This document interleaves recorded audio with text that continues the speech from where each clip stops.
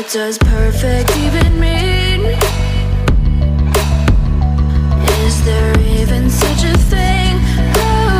Ooh, can we switch up all the rules and imagine a utopia?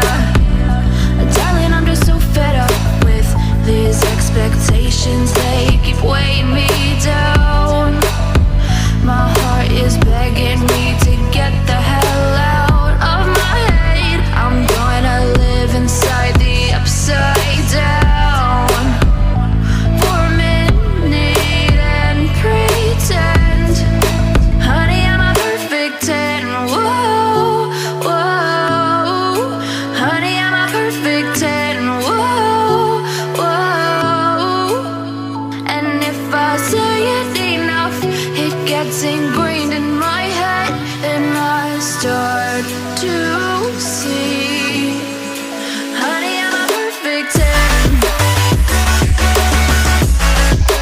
Honey, I'm a perfect 10. Whoa, honey, I'm a perfect 10. Honey, I'm a, yeah. Yeah, I've discussed it with myself, and I'm disgusted with the way we're told to have a certain face, a certain weight, because we aren't pixels on a screen. No, we're human, we breathe.